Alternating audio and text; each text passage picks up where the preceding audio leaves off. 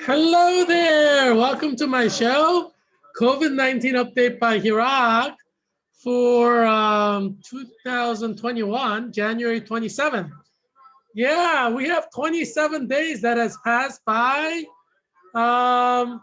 since the beginning of the new year.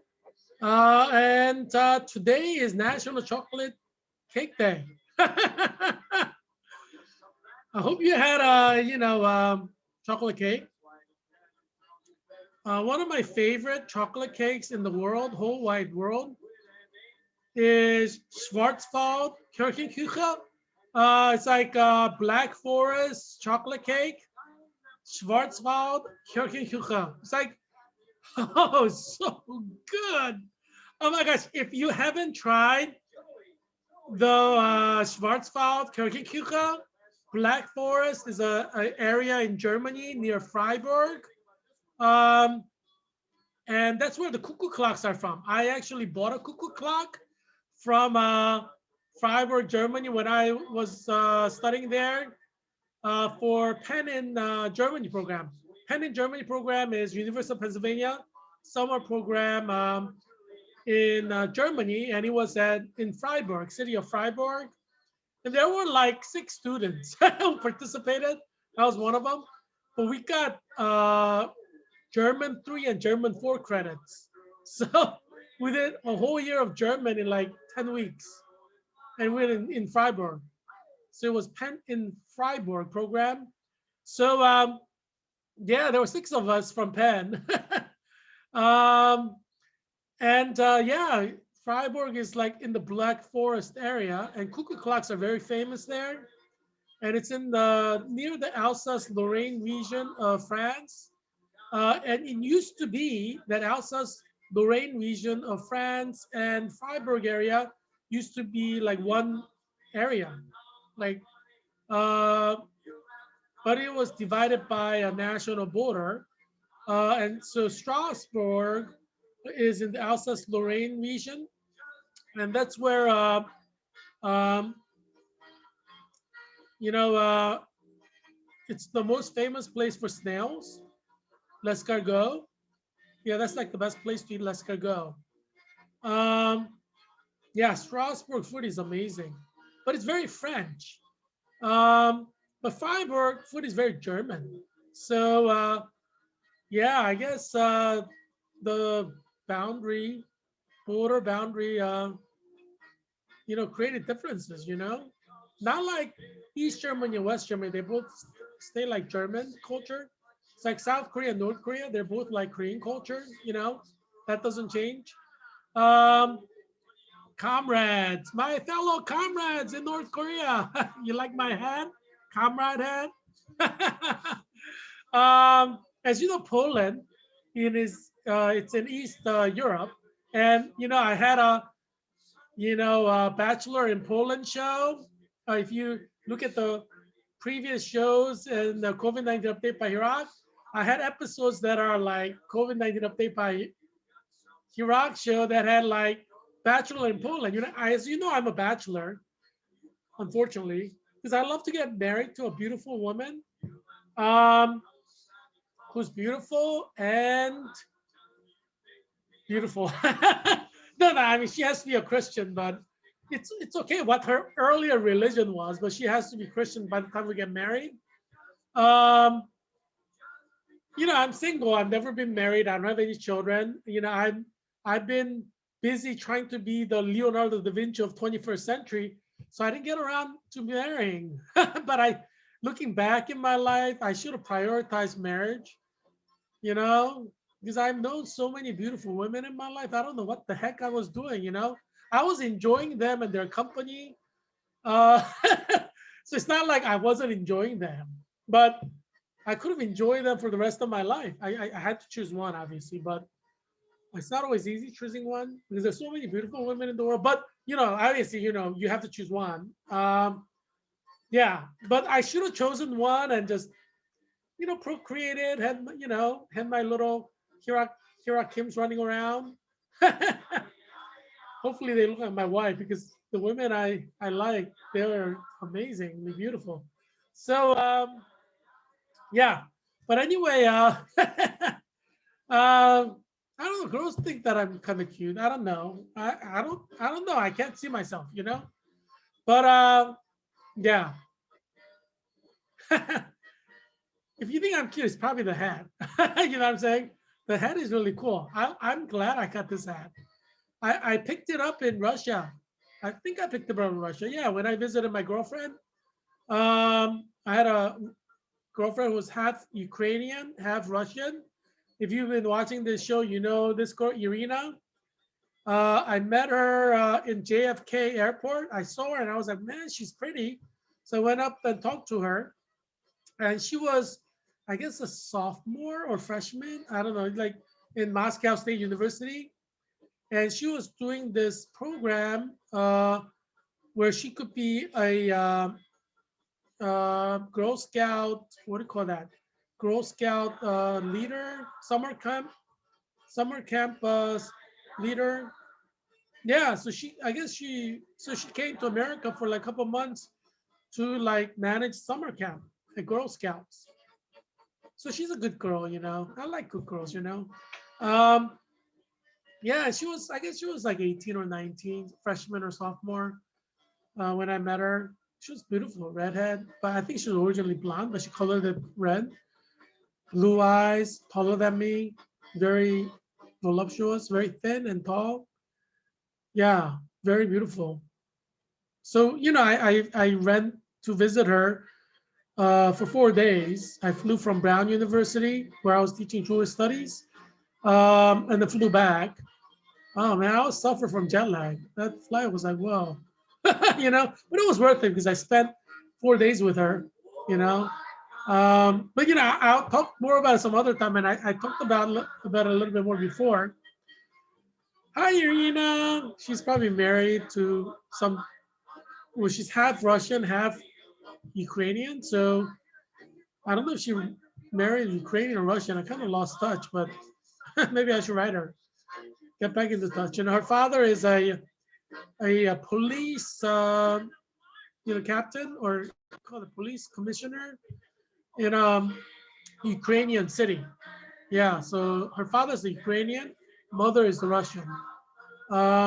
Ukrainian women are beautiful too, but Russian women are beautiful. I'm telling you, I don't know, Ukrainians, Russians, all of them are like really attractive. I mean, I think, but they're Slavic. Many of them are blonde, they're blue-eyed, and they're very attractive. Spasiba. I don't know too much Russian. I don't know. I spoke in English to my girlfriend, Irina. Hi, Irina. She's probably one of the women I should have seriously considered marrying. Um, we were supposed to meet in Spain. Sent her a ticket, and then I was flying from Brown University to meet her for spring break. A few months later from when I originally met her for 4 days. And I was like aching to meet her, and the Dutch people did not let her through. So she flew from Russia with KLM to Amsterdam Schiphol Airport, and they would not let her through. So she got blocked at Amsterdam, and they turned her away. She had to go back. Their argument was like she didn't have enough money for I think we were going to spend a week together. I reserved like a place, um, a hotel for like a week. Um, and they're like, you don't have enough cash on hand to cover all the costs. So I guess they were thinking like she was going to be like an illegal alien, and like come into European Union, Eurozone, and just like not go back to Russia. I guess that's what they were suspecting. And then they sent her back to Russia, like from the airport. Like they wouldn't let her through. Like she landed, walked to customs, and they sent her back. I mean, I'm like, man, I like Dutch women. They're beautiful too, but I like Dutch people generally.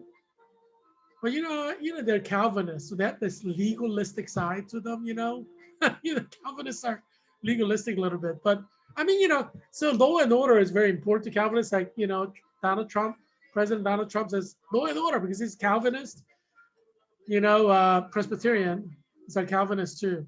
And Dutch Reformed, the Calvinist. Um, anyway, I can't believe my own, I'm a Calvinist, sent my girlfriend back to Russia. I mean, I could have, I don't know, who knows what would have happened. You know, geez, she had to get visas to fly into European Union. Now I was going to pay for everything. You know, uh, saved up, and saved up because I'm an expert of Jewish studies. It's not like I'm rich. So, but I mean, she was like what, sophomore at Moscow State University. She was like a college student, and in Russia, I think, at, I don't know, they don't make that much money in Russia. I don't think. I don't know. I don't know how much they make, but back then it was not much either.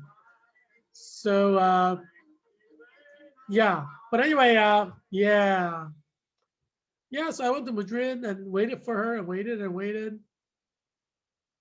Yeah, it was really sad, but I'll share with you what I did for the week some other time. But anyway, yeah. So yeah, so going back to National Chocolate Cake Day. Yeah, if you get a chance, have a Schwarzwald Kirchenkuchen. Oh, amazing chocolate cake. They don't make them like they do in Germany, though. It's like cheesecake. The best cheesecakes are like in Europe, like in Germany. It's hard to find cheesecake that good in America. I don't know what it is. It's too bad. We don't. It's hard to go to Europe. But one of the things I love about going to Europe is like having pastries and cakes and stuff like that. Oh my gosh. Um, yeah. But anyway, it's a national tragedy in the United States of America right now. Um, a lot of people are dying. A lot of Americans are dying. It's absolutely tragic. We have 3,824 people who've died in the last 24 hours. Can you believe that? Last 24 hours, 3,824 people have died. It is no joke, you know. Would you like my hat, my Russian hat? I got it in Moscow. Yeah, it's like authentically. I think I got it in Moscow. Did I get it in Moscow? Either I got it in Moscow or my parents bought it for me for like my mom and my dad. They love hats for some reason. You see the photograph of my dad, he's always wearing a hat. He loves hats. So he might have been like my dad or my mom. I think it's my mom. She has a little bit funky taste on hats and stuff like that. So she sends me like these funky hats. Yeah, it may be my mom who sent me this hat. Either my mom gave me this hat or I bought it in Russia. Can't remember. Oh geez, I can't remember. It might be my mom because when I was visiting Irina, I was just kind of busy like spending time with her to think about buying souvenirs and stuff. I didn't tell my mom and dad and my sisters that I went to Russia, dating some white woman. you know, my mom's like, my mom's a little bit more open now, but back then she really wanted me to marry a Korean girl. My sisters are even like worse. They want me to marry a Korean girl, they're like worse than my mom. Um, yeah, at that time. So if I told her, if I told them I was gonna go see my beautiful, Russian, Slavic, Ukrainian, half Ukrainian, 50% Ukrainian, 50% Russian, beautiful, tall, thin Russian woman who's like 18 years old, I think my mom would have, she might have had a heart attack. No, I'm not. I'm sure she would not have had a heart attack. My dad would like, "Go boy, that's my son." No, no. He's a pastor, so he might have said that. I mean, he might have said, "Go." Well, I don't know. I mean, he probably would say, if she's a good Christian, you should marry her, or something like that. My dad doesn't care who I marry, black, white, Latino, beautiful Latina woman. She doesn't. My dad doesn't care. My dad's like, as long as she's Christian, I don't care. But mom's like, she's more ethnocentric. She's like, But now she's more like, marry whoever you want as long as she's Christian. But back then she was, she considered marrying anybody who's not Korean as marrying down. It doesn't matter. She's like, I'm like, I told her like I dated a billionaire, which I did. And she's like, no, marry Korean. You know what I'm saying? She's like, Koreans are kind of like that. I mean, maybe there are materialistic Koreans now, but Koreans are very ethnocentric. So I remember like, you know, um, Koreans talking and like Korean TV shows that I watch. Koreans rather have you marry a Korean who is like dirt poor than marry like a white woman who's like a billionaire, or a black woman who's a billionaire, whatever, or a Hispanic woman who's a billionaire, like Carlos Slim's daughters or something. Carlos Slim is like, at one time was the richest person in the world. He's Mexican, telecommunications, Carlos Slim. Um, money doesn't matter. I'm like, oh, Bill Gates' daughter, oh, she's so pretty. Bill Gates, I'm like, I should have made an effort to get to know Bill Gates. His daughter is really cute, really pretty, redhead. Like a student at Stanford University. Maybe I should have gone to Stanford. I don't know. Stanford seems to have a lot of attractive women. I had a small crush. I shouldn't admit this because I mean, I don't know if it will come to haunt me, but hey, COVID-19 is forever probably. you know, there's high chance that you will die from COVID. I will die from COVID. What's the point of lying? You know what I'm saying? You don't know when you're gonna go. Hopefully, I live to be 100. You know what I'm saying? But I had a crush on. I have to admit, I had a crush on Hillary Clinton's daughter, Chelsea. And I was thinking, like, when she was at Oxford, I was in Cambridge. I think that's when I was in Cambridge when she was in Oxford. Yeah, I think so, maybe. Yeah, I don't know. I think, and I was like, should I visit her? Like, should I go to Oxford and visit, seek her out? Because I was really popular at Cambridge. So I could have easily found her. Um, it's like maybe I mean, I had a small crush. I mean, I'm sure I would have been happy married to Chelsea. She's a good Christian girl. I don't. Well, I think at least I think she is, but she may not be. She may be like a raging atheist for I know. But I thought she was, because I know Hillary Clinton was a Republican. I don't know if you know, but she grew up in a Republican family in Illinois, and then she became liberal because she went to Wellesley College, which is like everybody's Democrat there. And then she met Bill Clinton, who's like a Democrat, and that sealed the deal. But had like Hillary Clinton met like a nice Republican guy, boy, like George W., maybe she would have remained Republican. You know what I'm saying? Or I don't know, maybe not. I don't know. Who knows these things? People who you meet changes things. Um, one of the women that I remember dating, I'm very conservative. And all her friends are like, man, she becomes like him. Like once she starts dating him, she's like conservative. So she was supposedly like raging liberal, coming from like a liberal family, you know, like staunch Democrat family. I think like some of her family is like Democrat, like powerhouses. This area, you have people like that. Um, and like her friends were like, after dating him, she's like conservative. Like and they were criticizing her for that. They were trying to separate her from me. I'm like, geez, with friends like that, you don't need enemies, They're like, who cares about love? Politics comes first. You know what I'm saying? Yeah. I don't know. I mean, obviously the woman I'm going to marry or I will marry will have to subscribe to my version of politics because we can't have division in the home. Uh, and I mean, I'm going to run a conservative household, you know. But it was like that with my father. My father is like ultra conservative. My mom comes from like Presbyterian Church USA, very liberal kind of a family background. My mom denies it, but I know this. I know her background is like Presbyterian Church USA type of a family, mainline Presbyterian. Because my grandfather, my mother's father, was a wealthy yangban, or nobleman. During the height of Japanese occupation, he went to Japan, Japanese occupation of Korea. He went to Japan to study to become a minister of the gospel. He went to a seminary in Japan. I'm like, how do you do that? And Japan is occupying Korea, persecuting every single Korean in Korea who's Christian.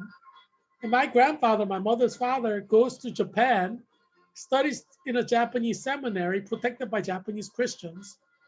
If you don't have serious connections, you can't do that, right? Number one, all the Christians are persecuted in Korea, right? So how does he not get persecuted?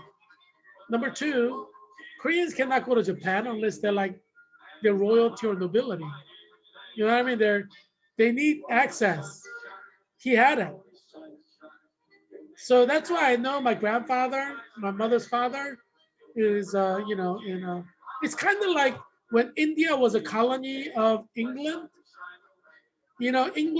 Indian people were all like downtrodden and like persecuted, and resources are drained. But there were like the Brahmin who went to Oxford and Cambridge and studied, and were welcomed into British society. So that's like my mother's father. My mother's father was welcomed into the social elite settings of like elite Christians, right? That not everybody's Christian, like 1% of Japan's Christian, but they have elite Japanese who are Christians. He was accepted into that elite circle while Korea was a colony of Japan. I don't know, maybe I should say this, but my mom doesn't like me talking about it because, all the Koreans suffered. And she doesn't want me to talk about like her father going to Japan and studying in a seminary. You know what I'm saying? And I think another thing that shows me like he was a yangban, like he was a royalty or nobility. My mom doesn't like to talk about it, but she's a little embarrassed about my grandfather studying in a Japanese seminary while Koreans were suffering at the hand of Japanese. A lot of Christians were killed. A lot of Korean Christians were killed by Japanese, and my grandmother, my mother's father, studying in a Japanese seminary. Think about that. I mean, geez, some Koreans could hate him, But I know it was like maybe like a nobleman, because my mom was telling me there was one case where a beautiful Japanese woman wanted to have sex with my grandfather. So she like came like naked, like she took off her clothes, like kyomo is like, that Japanese clothing, and there's no underwear. I don't know how people wear it now, but back then, so it's like one piece of clothing that drops and it's naked. And that's like Japanese traditional clothing. So like my grandfather just ran out of there like Joseph did in the Bible in Book of Genesis. Because he didn't want to have commit adultery. So and he didn't. I guess he didn't think he could help himself. Some of these Japanese women are amazingly pretty. I don't know if you've known really beautiful Japanese women, but I've known beautiful Japanese women. I've known beautiful women of all different kinds. But so I guess my grandfather thought he might break down, and give in to a beautiful Japanese woman. Sometimes you have to run away like Joseph did, or who knows what will happen. You know what I'm saying? Yeah. But anyway, yeah. So my mom doesn't like talking about her side of the family, because I think they were like noble family, like Brahmin, like equivalent of Brahmin. And even during Japanese occupation, they they they were able to go to the colonizers' country and just enjoy the benefits. It doesn't look good, when the country is being oppressed. So my mom's probably gonna she can't understand English, so she probably even if she sees this show, she'll just say, "Oh, my son is speaking. Hi, mom. Mom." She doesn't know what I'm saying. But if she knew what I was saying, she'd be upset. Probably. She doesn't like me talking about. My mom's father and my mom's mother both come from North Korea, because that's where the seat of power was before Korea was divided into North and South. Pyongyang was where the power the wealth of Korea was. It's like Berlin, but they didn't split Berlin. Like they split Berlin in half, but Pyongyang is way up north near China. That's why it was they got all the good benefits from China, mutual relationship that lasted 5,000 years. So both my mother's father's family and my mother's family, they're two different families, obviously, two different Yangban families. Um, they're from North Korea, and there's half the family is still there. So when the South Korea and North Korea was divided, half of them decided to be communist and support Kim Il Sung, and then half of them came down to South Korea to support democracy. Uh, Sung Man Rhee, but both Sung Man Rhee and the first president of Korea and Kim Il Sung, first president of North Korea, were were like buddy buddies. They were freedom fighters during Japanese occupation. And just like in America, when American Revolution was like organized and led by all the aristocrats in America, wealthy people, it was kind of like that in Korea too. A lot of the protest movements, Japanese March 3rd movement was organized by like, the educated elites. So among my mother's side and my father's side, there are those who enjoyed the goods that the colonizing countries had to give, but there were these rebels among the Yangban families, the noble families in Korea, who led the protest movement. So there are some of them, mostly my mother's side. My mother's father's side, I think most of them enjoyed the benefits of the colonizers. That's hard to say. But yeah, so I have like a lot of powerful people in those two sides. My mother's side are politicians, many of them in North Korean politics and South Korean politics. So they probably have the button for the nuclear bomb that's aimed at Los Angeles right now. But yeah, I don't know who they are. I mean, there's no contact between South Korea and North Korea. I'm American, but they know who I am because if I if I give the names, like they could identify me from my relatives, famous relatives. So they know who I am. Those people who are they have the bun on the nuclear weapons aimed at Los Angeles and San Francisco and Seattle and Anchorage from North Korea. They know who I am. But yeah, because I mean, relatives are relatives. I mean, so when Korea was divided into half, this is a long time ago, obviously, 1945, end of Korean War. Korea was or end of World War II. Korea was divided into two. Half of my family came down, supported democracy. Half of my family stayed up, and they were best buddies. The presidents of North Korea and South Korea, they were best buddies before Korea was divided in half. They just politically disagreed. And once the countries were divided, they drifted further and further apart. Politically. Um, you know, um, but you'd be surprised how much throughout history of humanity, whenever you have movements, you'd be surprised how the same social circle split and fought each other. Like the leaders of two major opposing forces are like Romeo and Juliet. Like, you know, well, not like Romeo and Juliet because they were friends or lovers or even blood related by blood, but because of circumstances, experiences, and ideology, two members of the family got divided and they start fighting each other. These things happen a lot in history. You'll be surprised. So, in any kind of major war, whether it's Civil War or American Revolutionary War, you have people who are like best friends, fighting to kill each other. Kind of like in Civil War, you have Robert E. Lee and Stonewall Jackson, who were top of the echelon of the U.S. military forces, but they're Virginians, so they came down because they're like, I love to fight for the United States, but we're Virginians, so at the end of the day, blood is thicker than water. We're going to protect our family. That's why, that's the primary reason why Robert E. Lee and Stonewall Jackson, my favorite general in the U.S., in Civil War, they came down and fought for the Confederacy because it's blood is thicker than water. It's not like they they agreed ideologically with Confederacy, you know, but they're like, hey, my family's in the South, in Virginia. I'm not going to fight against my family and friends, you know. And have you tried to relocate your like old relatives? They don't want to move. So, you know, Stonewall Jackson might have been like, hey, mama, papa, come on, let's move out of Virginia because I'm a general in the U.S. Army. And, you know, maybe Stonewall Jackson's father and mother's like, you're going to be Yankee now? You know, you're Virginia. I mean, you're going to be like a Yankee and betray your blood? You know, who knows what kind of conversations went on.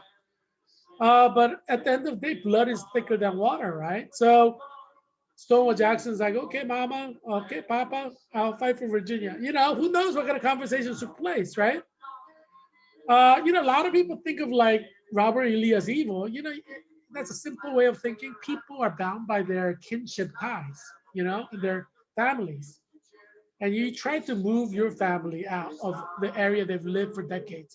Try it and see what happens. Um, you know what I mean? People are like that, you know, whether they're in the north or the south, east or west, doesn't matter. Yes, but you'll be surprised at how that happens so many times in human history. Major conflicts, like best friends fight each other or brothers fight each other. You know, these brothers rarely fight each other, just generally best friends. You know, people who've known each other, went to military academy together or whatever, fought in the same wars together before. They generally start fighting each other. That happens a lot in human history. Yeah, I'm a historian, as you know, expert historian. So it's fun reading history because you see so many of things like this happening in real life. Um, yeah, but anyway, going back to the photographs here. Oh, let me explain. That's Martha Sidoriak. She's so beautiful, isn't she? She's like one of the most beautiful women I know in America. I mean, I know a lot of beautiful women in the world, but Martha Sidoriak, she's like one of the most beautiful women I know in America. Um, she's not as I shouldn't say that. I was gonna say she's not as beautiful as my girlfriend. No, but no, she may be. I mean, you know, when you're in love, you know, you may think you're a woman. I mean, obviously, my girlfriend's beautiful because I saw her in JFK Airport, and I walked the distance in the airport to meet her. But so she was really pretty, you know, from an objective first impression point of view. But Martha, she's beautiful. You see her how attractive she is. So as you know, I was the president of the Georgetown Collaborative Diplomacy Initiative, GCDI. You see the little sign there from 2019 to 2020. And Marta was the Secretary General. Secretary General. And you see the executive board members there having dinner together with the Happy Buddha watching over us. It's a Chinese restaurant in Cambridge, one of my favorite. Actually, it's my favorite one in Cambridge. I mean, not Cambridge, Georgetown. Um, and so, yeah, Martha's, she's amazingly beautiful woman. She spent 3 years in Ukraine playing a leadership role, building up, you know, Ukrainian nation. She's from Philadelphia, where I'm from, and she goes to Ukrainian church in Philadelphia. I think her mother may not speak English, like my mother cannot speak English. Like, you know, ethnic groups are like that kind of. So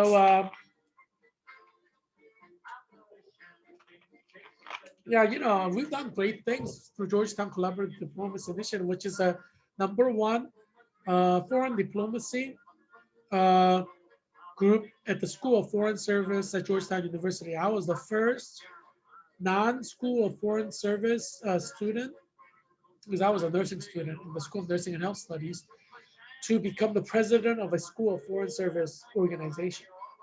Yeah, yeah.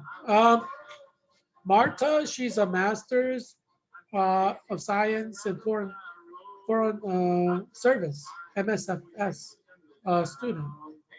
So she's second year now. She was first year back then. And you see a photograph right next to the video. You see a photograph of Marta with two of her friends, classmates from Master of Science in Foreign Service. So they'll probably enter into like State Department. You know how it is. You know, most of them go into the State Department. and become civil servants, and some of them end up becoming congressmen. How it is. I could see Martha running for like congressman in Philadelphia. But anyway, yeah, she's a smart woman. Next to the photograph of the Master of Science and Foreign Service, you see Marta sitting there. Next to her is a famous Ukrainian woman. She organized that talk. Marta's 100% Ukrainian, unlike my girlfriend who's 50%, 50 Russian, 50 Ukrainian. Marta's 100%. So she organized this talk through Georgetown Collaborative Diplomacy Initiative, inviting this famous Ukrainian freedom fighter, very anti-Russian. So it's about it's kind of exposing Russian oppression in Ukraine. And so it was at Georgetown University, and she ran with that project, and it was really, really good. Yeah, Marta's an amazing woman. Ukrainian embassy is actually right next to Georgetown University. Yeah, it's really funny. How close that is, French embassy is right next to Georgetown University too. If you look at underneath, that is Georgetown Collaborative Diplomacy Initiative. There was a healthcare diplomacy lecture with one of the top healthcare experts in the world. And so Professor Irene Gilson, she's very actively involved with the Irish American organizations in Washington, D.C. And she's one of the top leading experts in global health diplomacy. So I invited her to speak. And then Marta was the presider, MC, and introduced Professor Irene Gilson. So you see her right next to that cross. She's introducing, and we had this global diplomacy talk at Georgetown University Library. They have this classy room for important academic events. So I reserved that, and yeah, it was a good event. As you know, I'm interested in diplomacy, but also not just traditional diplomacy like political diplomacy, but healthcare diplomacy, sports diplomacy, music diplomacy, art diplomacy. And so I tried to develop the concept of diplomacy to encompass more than just political diplomacy. So yeah, I'm working on a book on this issue as well. As you know, I'm an expert historian, so I study diplomacy. I've been studying it for many decades. But so mostly in the ancient world, but also some in the modern world. So I want to be one of the top experts in diplomacy, theory of diplomacy, theoretical study of diplomacy, because I'm very good at theory. I'm good at practical thing too, but I'm very, very good at theory. It's like my strength, theoretical. I could build a theoretical edifice that cannot be penetrated. Yeah. Yeah, invincible theoretical edifice. Being able to create a theoretical infrastructure is much harder than creating a practical infrastructure, because you have to do it in a vacuum, kind of in a theoretical world, right? Whereas if you build an infrastructure in the real world, it's like hit and miss. You run into walls, you fix it. But in a theoretical world, you can't you don't run into walls because it's in a theoretical world. So that's why it's hard to build a solid theoretical structure in the theoretical world. Yeah, there's a lot of intangibles that you have to understand and be able to maneuver with, and it's hard. It needs fine tuning of your mind to be able to do, which I've done.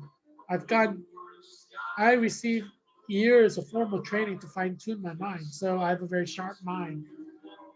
But Yeah, it's you require formal training for that. It's hard. You can't get it like without formal training.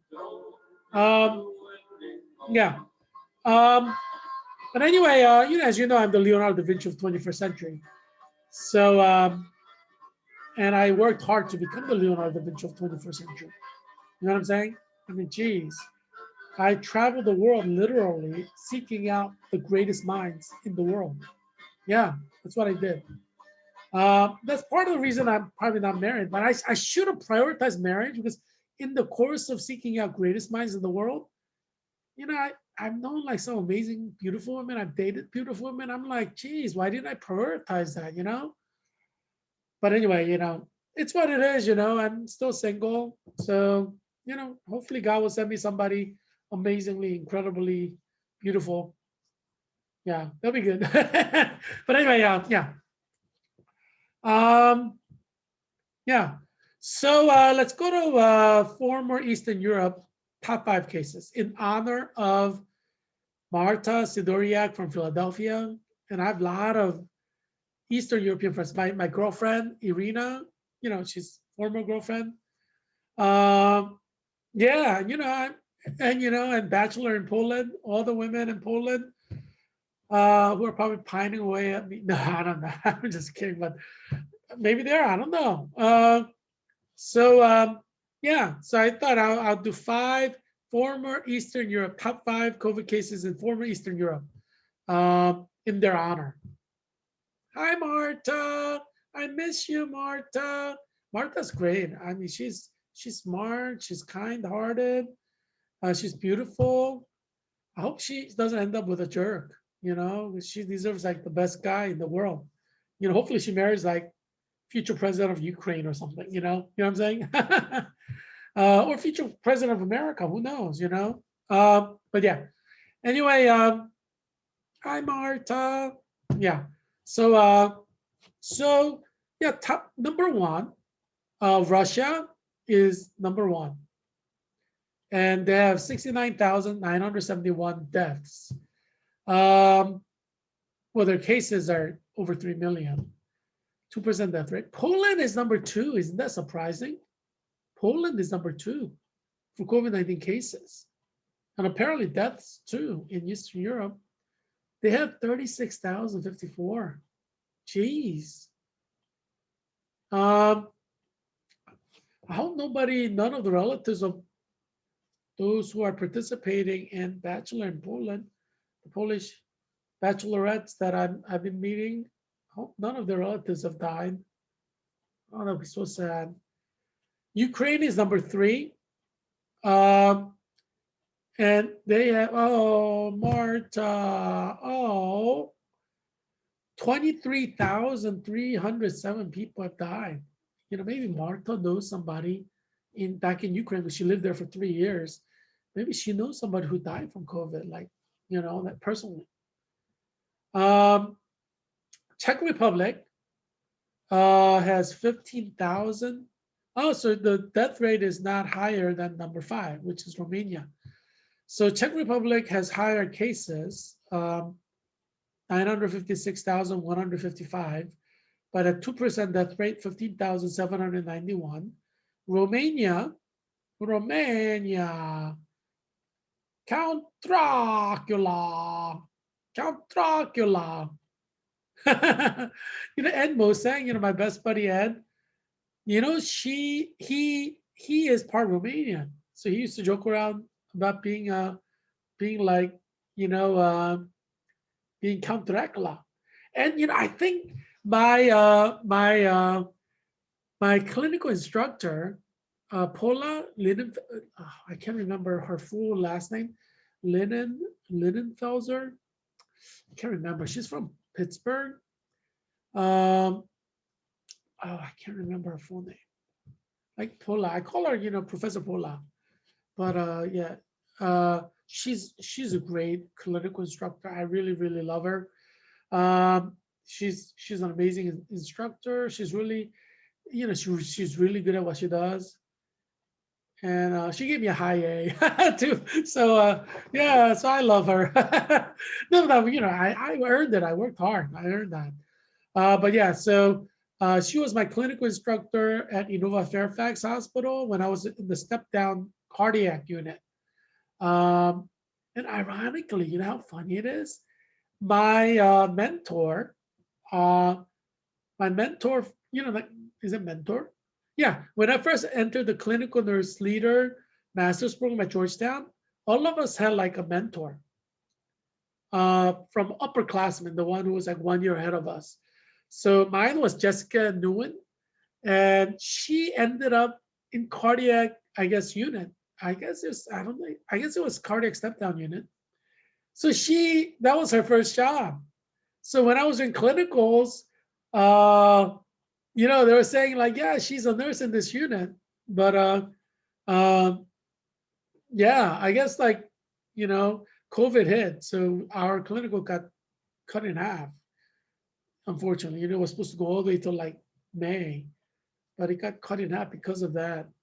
Um, but yeah, so yeah, I'm glad I did all the clinical assignments before, you know, the clinic got cut off. You know, some people didn't complete all the clinical assignments, so they had to like do this like internet stuff. You know, what I did is I did assessments on student like patients, actual like study of patients. You know, and I was able to do all that because I'm like I like to get everything done early. You know, I don't want to procrastinate, so I got all of them done early. So, but there are some in the clinical group who procrastinated. Like, you know, some people like leave it till like the last hour to get it done. You know, students like that, um, and they pull an all-nighter. So some of them like that, and they had like, and you know, when the hospitals closed to like clinicals, you know, they had to go and you know, they had to they had to do like virtual stuff. Yeah, but anyway, yeah. So COVID-19, you know, it hit last year during our clinicals, you know. Yeah, but anyway, Romania, I think uh, Professor Paula Linenfelser, Linenfelser, like Professor Paula, her her daughter actually is a nursing student at Marymount University. I'm like, I'd like to meet her. I wonder if she's like as good as like her mother, you know, like at her time, because like her mother is like Professor Paula. She's like amazing at everything she does, and so she's probably amazing to her daughter. I'm sure she'll make an amazing nurse, you know. She's in the nursing school at Marymount University in Arlington. But yeah, maybe, you know, I'll run into her someday. You know, maybe she'll come and work at Virginia Hospital Center. Maybe I get to preceptor her. You know, I think she still have like a year to go or whatever. Who knows? But anyway, yeah.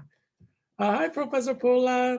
I love you, Professor Paula. Yeah, she's nice. You know, you love the people who, you know, they treat you well and give you high grades. Yeah, I mean, I worked hard, but you know, she also gave me high grades. So, you know what I mean?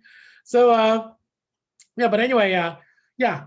So, yeah.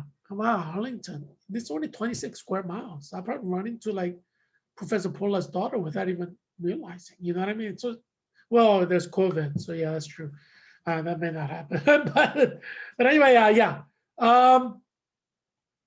yeah. So, but yeah, so she's part Romanian. That's how it came. You know, like when she says she's part Romanian, I was like, man, it's like Ed, my best buddy. Ed's like part Romanian too, and I think Professor Paula is part Czech Republic. Yeah, yeah, I think so. Obviously, you know, like her ancestors immigrated from these areas, but she's like American. But you know what I'm saying? Yeah. I mean, most Americans immigrated from somewhere.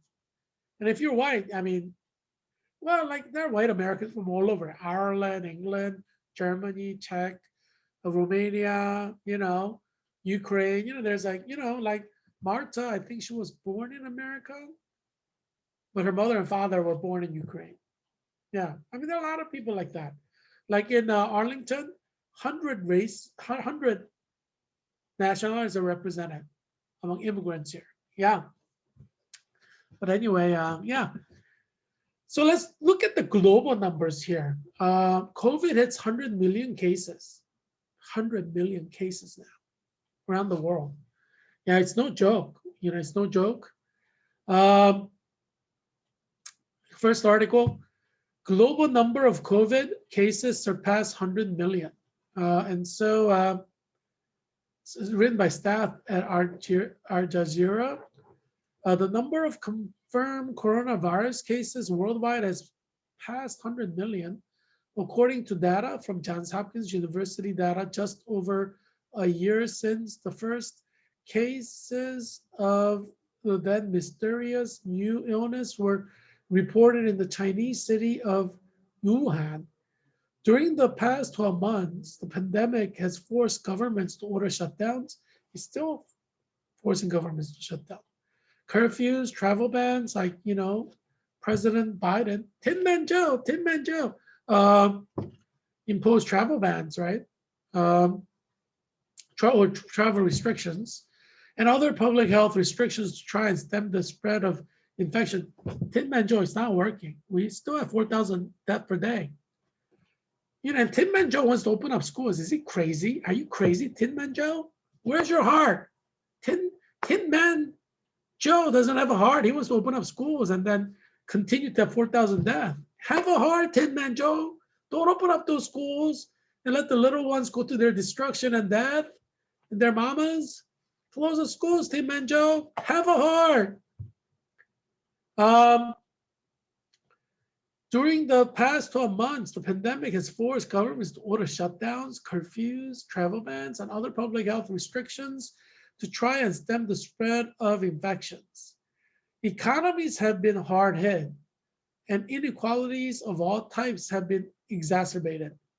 Yeah, and this is why I support $2,000 stimulus checks for all Americans. And I think it's the biggest mistake President Trump made, not ramming $2,000 stimulus check through. Because, who's going to vote for you? I mean, let's be honest here. There are a lot of American working class people, they need money. Do you expect them to vote for you if you don't ram that $2,000 stimulus check through?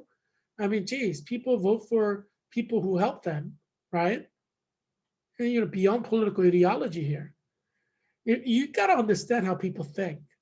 I'm a historian, so I've studied history. So I've studied a lot of hubris, like politicians who think they're gods, that like people will be loyal to them despite whatever happens.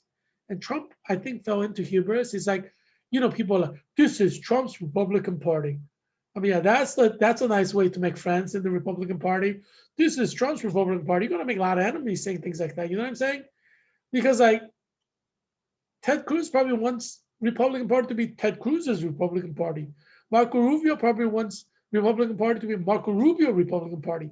George W. Bush probably wants the Republican Party to be George W. Bush or Bush Republican Party. Continue the tradition with Jeb Bush, or whatever, right?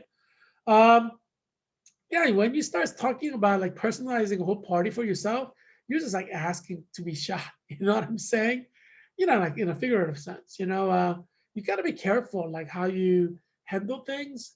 You got to understand like how much to push and how much not to push. And I think like Trump pushed a little too hard because hubris, this pride that angers the gods, right? Hubris by Greek definition, ancient Greek definition, is pride that angers the gods, like the Greek gods, like the Greeks were saying. But in modern America, hubris is just like a pride that like leads to your destruction, And I think pride, and Bible says pride comes before fall, right? I think President Trump kind of got too proud in 2020 election. Like in 2016 election was about ideas, right? You're going to say Merry Christmas again. It was about you. You're going to say Merry Christmas again. You're going to get this. You, right? That's how Americans want to hear, like you. Because when Trump says you, what you're hearing from your screen is like me. And who doesn't like me, right? Everybody loves themselves. And those who don't kill themselves, but most people love themselves. That's why they don't want to, they take care of themselves, right? So when Trump starts saying like this is my party, or if his offspring starts saying this is Trump's party, you're gonna piss off a lot of people. It's like hubris. You just don't do that. It's just not good form. Like if you go into aristocratic circles, they talk about form, right? You're supposed to feign modesty. You know, that's a WASP tradition. WASP is white Anglo-Saxon Protestant. Like within white Anglo-Saxon Protestant, you're supposed to pretend like you're humble, even if you're not. That's like a WASP thing. And President Trump is a WASP, you know, and he tends to be like that. He tends to ingratiate himself. He's good at that. But his children, I think, I don't know. I don't think they married Jews or, oh yeah, Ivanka Trump did marry Jared Kushner. So, you know, at a young age. So she may be a little bit skewed in her waspness. You know, and WASP, they don't really like Jews, you know. I don't know if I grew up in a WASP setting, white Anglo-Saxon Protestant setting. And there's a way that white Anglo-Saxon Protestants think. There's a way they think. There's a way of looking at the world that's very WASP, white Anglo-Saxon Protestant. And you know, it's centuries old, you know, and you're never going to change it. And so, you know, it's very different from the way Jewish people think of the world, you know.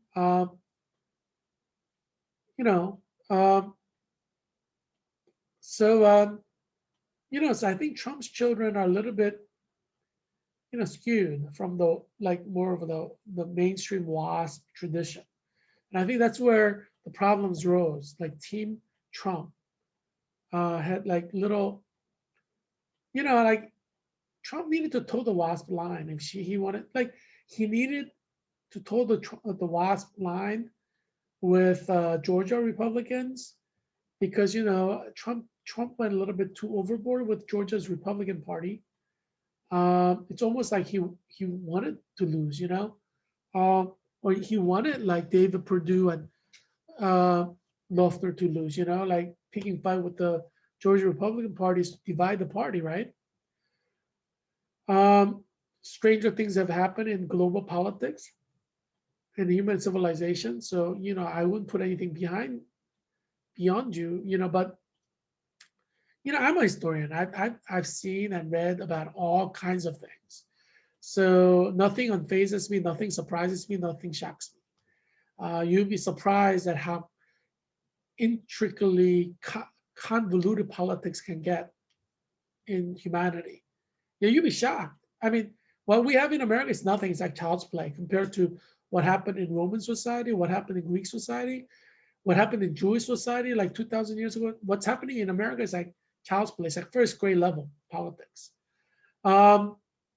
Yeah, you should go and study like ancient Jewish history, ancient Roman history, ancient Greek history, and you'll be fascinated. You know, I actually renewed my membership in Association of Ancient Historians. You know, there's a professional organization in the United States of America called Association of Ancient Historians, and I've been a member for a while.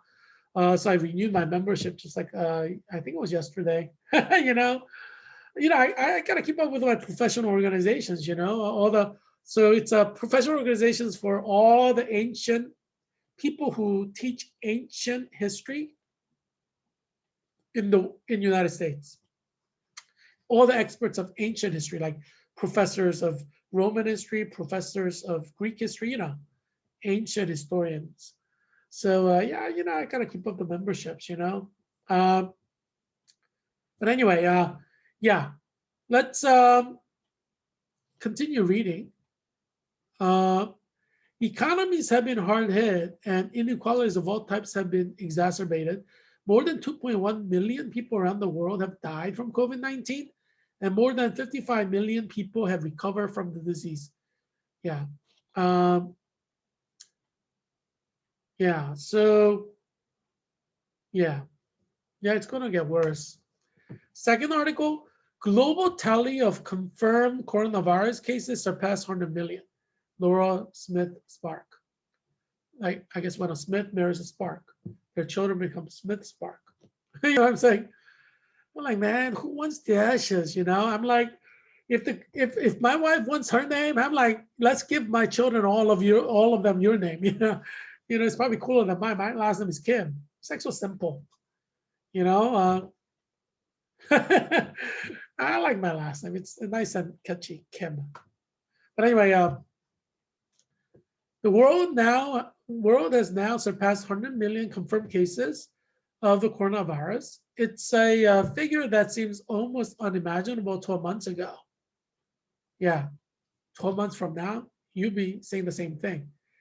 As you know, Heerak Christian Kim, that's who I am. I'm running to be a congressman in Virginia's 8th district. That's Arlington, Alexandria, Falls Church, and Fairfax County, Virginia's 8th district. And I'm running for November 8, 2022 election. And I am saying that by 2022, January, we're going to have minimum 3 million deaths in America, minimum. But I'm predicting more like 30 million, 30 million Americans will die by then. You don't think that will happen now. Wait until 1 year from now. You'll be like, did I ever think that wouldn't happen? You'll be like that. It's kind of like now we have like nearly 500,000 deaths. None of you probably thought that we would have 500,000 deaths 1 year ago. You see what I'm saying? Just like that, 1 year from now. We'll be looking at 3 million to 30 million deaths on the board in America. And you were like, man, I didn't think that would happen. But I'll be like, I told you so. Can I get a 5? When I told you so? Well, I don't know. I don't know if 5 is the right word, but can I get a 5 on the truth?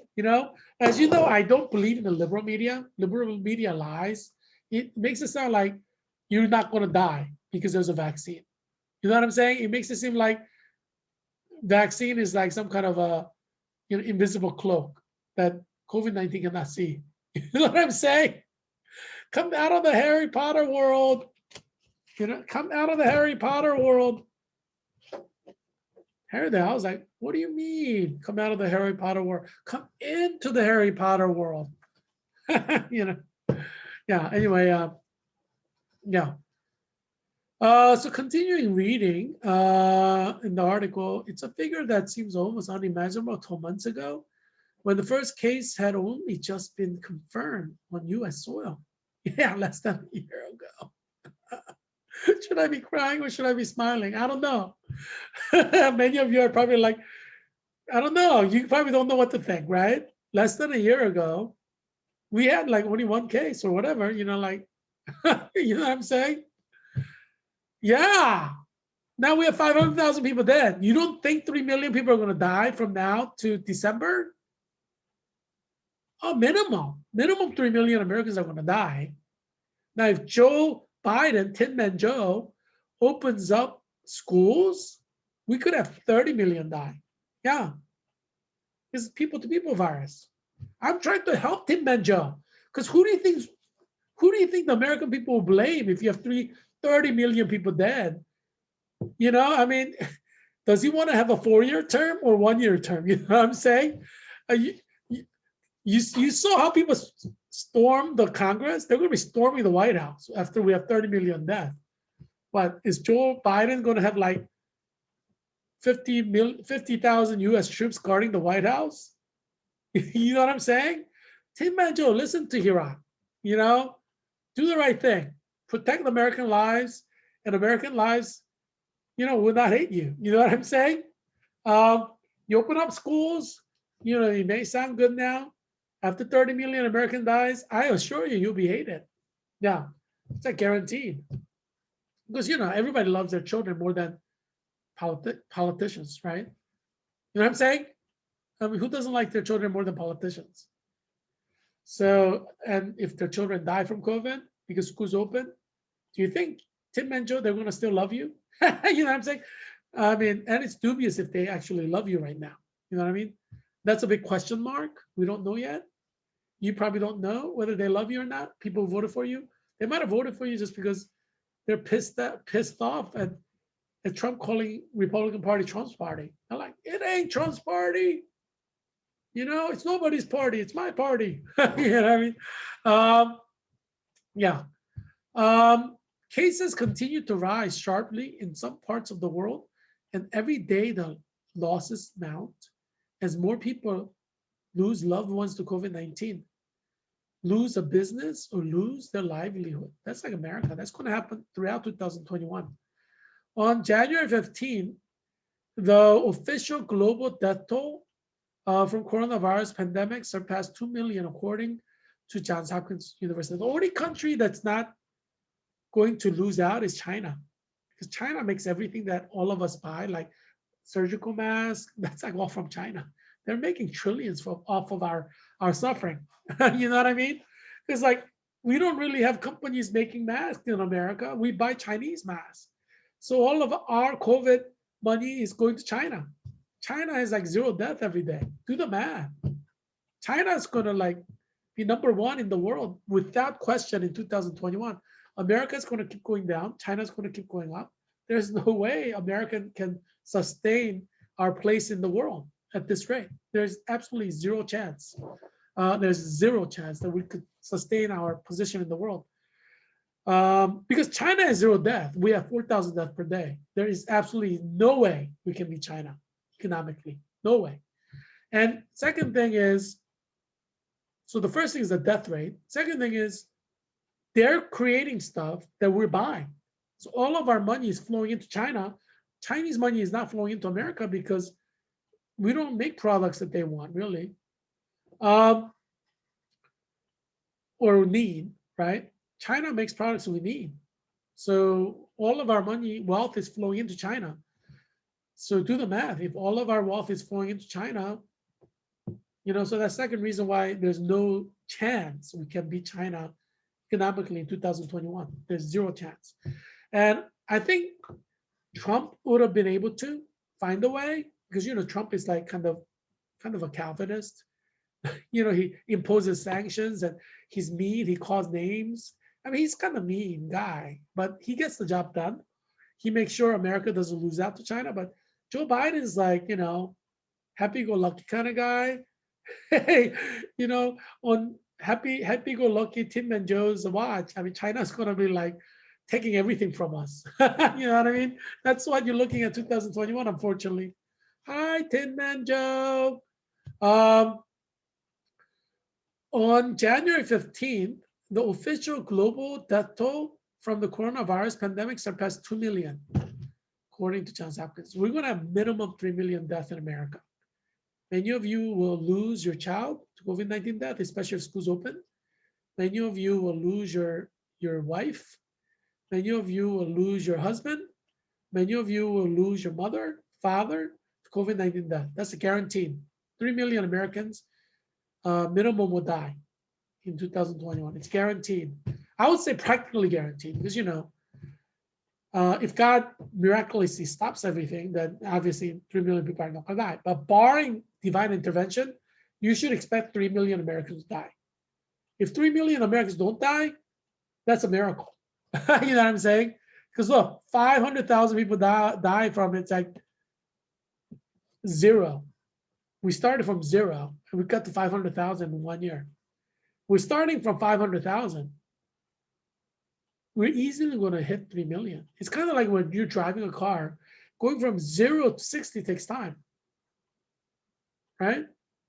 But going from 60 to 80 is easier. If you have a Porsche that could go that fast. You know what I'm saying?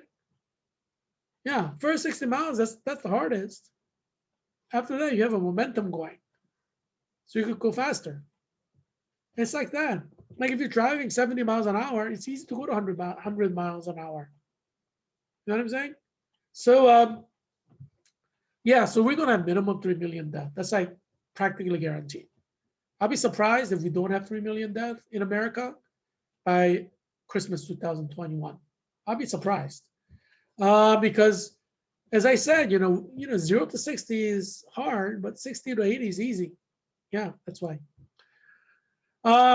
Number 3, global COVID cases top 100 million as new strains emerge. Yeah, new strains will emerge everywhere in America. There can be multiple new strains of COVID in one state. Like in the state of New York, you could have like 10 different strains that could evade the vaccine. And then it will mix all over America as college students go back home, and it's going to be all over. That's what you're looking at 2021. We're looking at multiple variant strains that could evade vaccines. Yeah, and that's going to be created, throughout 2021. Yeah, there's no chance we're going to have less than 3 million deaths. There's no chance. Mathematically and scientifically, there's no chance. Because vaccines are useless when it comes to multiple variants mixing together, creating more variants. Yeah, because they want to mix and, there's no chance we're going to have less than 3 million deaths in 2021. Ask anybody who will be honest with you. Well, let's talk in Christmas 2021. I'll be like, I told you so. I told you to close those schools. I told you to close the schools, Tim and Joe. Why didn't you listen? Now 30 million Americans are dead. It's your fault. It's your fault. It's your fault. That's like a year later. Tim and Joe, avoid the heartache and all the hatred that you're going to receive 1 year from now. Just close the schools down. Nobody's going to blame you. Well, some people will blame you, but they'll be the minority. Just close the schools down. Go online. Go on screen, give that speech. I'm the president of the United States of America. I don't want you to die from COVID. So I'm ordering online learning for 100% of the public schools in America, just the government schools. I'm going to order, start with that, because you'll save a lot of lives. All of you must wear a mask in federal property. I mean, President Trump has right to do that. President Biden has right to do that. It's federal property. He's the executive, he's the executive branch. He has the right to do that and police it on federal property. He also has the right to say, hey, all the public schools, government-funded public schools must go 100% online. He has the right to do that, and he should. If he doesn't do it, then we blame Tim and Joe in Christmas 2021 when we have 30 million deaths. We just blame Tim and Joe because he could have done it. He didn't do it. Prime Minister Boris Johnson closed down all the schools in England. Why can't Tim and Joe? You know what I'm saying? So yeah, we have the right to blame Tim and Joe in Christmas 2021 for millions of Americans' death, and we should, because it's justice, right? If he's going to renege his executive branch responsibility to save American lives, we should blame him. I think we should throw him in jail. If we have 30 million Americans died through the negligence of Tim and Joe, President Joe Biden, to close the schools down when he should, in a global pandemic, when 4,000 people are dying every day, we should impeach him and throw him in prison for high crimes and misdemeanors, right? Endangering our lives knowingly. Yeah, that's 1 year from now. Yeah, it's an exciting year, people. Exciting year, Tim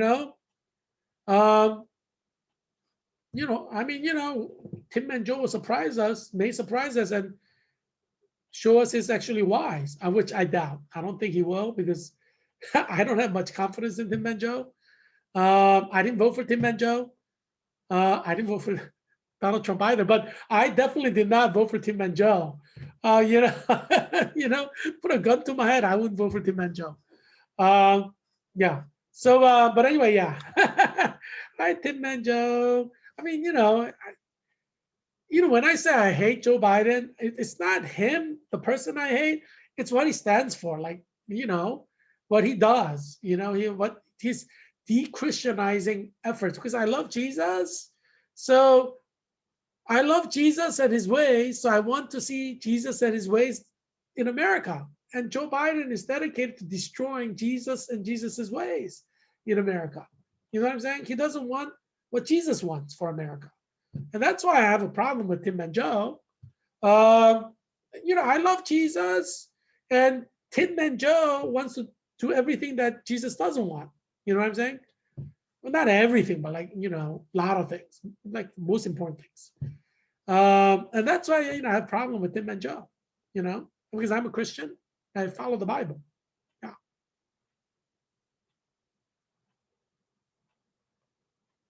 Anyway, yeah. So third article, global COVID cases top 100 million as new strains emerge. Global COVID-19 cases top 100 million Tuesday. Yeah, that's yesterday. As virus mutations continue to create new concerns. Of course, they're going to create new concerns because they can evade your vaccine. You were vaccinated 2 weeks ago. It's useless now because of COVID-19. You in Alexandria, Arlington, Falls Church, Fairfax County, you got COVID-19 vaccine. You're still going to die from COVID if you do not wear a mask and social distance. If you get COVID. Well, it's not guaranteed you will die, but you could die. I mean, you definitely can get COVID if you expose yourself after vaccination because it's useless now.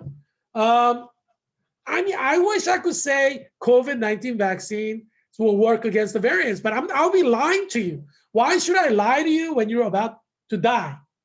You're facing death from COVID. Why should I lie to you? You know what I'm saying?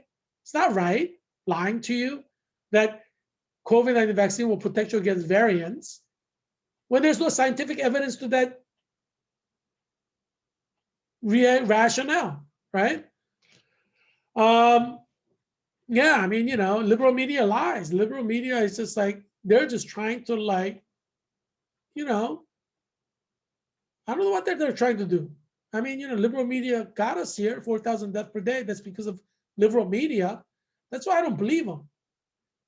You shall know them by their fruit. 4,000 people are dying. I mean, you follow liberal media. I mean, we're going to have tens of thousands of people dying in summer. Yeah. According to tally from Johns Hopkins University, the milestone comes less than 3 months after the world hit 50 million. So in 3 months, 50 million became 100 million. It's like you go to 0 to 60, that takes time, but 60 to 80, it's fast. You see what I'm saying? That's why we're going to have minimum 3 million deaths in the United States of America by Christmas 2021. Minimum 3 million deaths. Minimum. Yeah, you're going to see I'm absolutely right. I'm the Leonardo da Vinci of 21st century, and I have thought this from different angles, and I'm going to be right. I'm generally more right than Dr. Fauci. Like when he said don't wear a mask, Heerak Christian Kim said wear a mask. You know what I'm saying? When Dr. Fauci said this is a seasonal virus, Heerak Christian Kim said no, it's a 365 days a year virus like HIV and hepatitis C. Who was right? Heerak. Dr. Fauci was wrong. So why do you think I'm going to be wrong again? No, Dr. Fauci is going to be wrong again. I'm going to be right. I'm confident in that because I have a track record of being right when Dr. Fauci is wrong. So I'm sure I'll be right. Dr. Fauci will be wrong on this point as well. Yeah, so going back to the article, yeah, and just over a year after the first case was diagnosed in the United States, the US remains the leader in recorded cases of coronavirus with more than 25 million infections. India ranks second. Yeah, sooner you listen to me, Tim and Joe, better our country will become. Why do you think I'm running for US Congress of Virginia's 8th District? Because Congress needs me. Because it doesn't know what it's doing. Like liberal media doesn't know what it's doing, right? That's why we have 4,000 people die. US Congress does not know what it's doing. That's why we have 4,000 people die. Do you think if US Congress knew what it was doing, we would have 4,000 people die? Yeah, I mean, part of the blame must go to Nancy Pelosi, the Speaker of the House, who's been there for forever. It seems like forever. I mean, it has to be blamed, right? I mean, somebody take responsibility, please. You know what I'm saying? I mean, geez, 4,000 people are dying every day in America. Miss Pelosi, yeah, I don't believe the liberal media. Neither should you. Hi, Nancy Pelosi. She seems like a nice lady, If I win U.S. Congress, I go to Congress. Hopefully she doesn't get COVID and die before then. Because I like to meet her in person. I haven't met her in person yet. Well, I don't know. Yeah, I guess so. Yeah, I mean, she seems like a pretty nice lady. Yeah, but yeah, we'll see. But anyway, yeah. So yeah, hopefully she doesn't get COVID and die in 2021. I would be so sad. Yeah, I mean, there's going to be a lot of politicians who get COVID and die in 2021. It's going to be sad. It's going to be a very, very sad year for everybody in both parties because we're going to have people from both parties die. Yeah, it's going to be very sad. But anyway, yeah, I Aren't you glad that Heerak Christian Kim, the Leonardo da Vinci of 21st century, created this show to save you and your children from COVID-19? Because if you just had liberal media, what would happen to you? You know what I'm saying? If you had liberal media, you're like just like flying blind, like blind as a bat. Batman, blind, blind, blind, Batman. Yeah, but anyway, yeah. So tuning tomorrow again, I'm going to bring you more facts and expert analysis that you need to understand what's going on in the world around you, so you and your children can survive COVID. Because why? Because liberal media, it brought us here. Yes, liberal media brought us here. 4,000 deaths per day. Liberal media brought us here. You're gonna keep believing them? Fool me once, fool me twice. Yeah. I'll look forward to seeing you. I hope that you'll be well and that your children will be well too. Bye.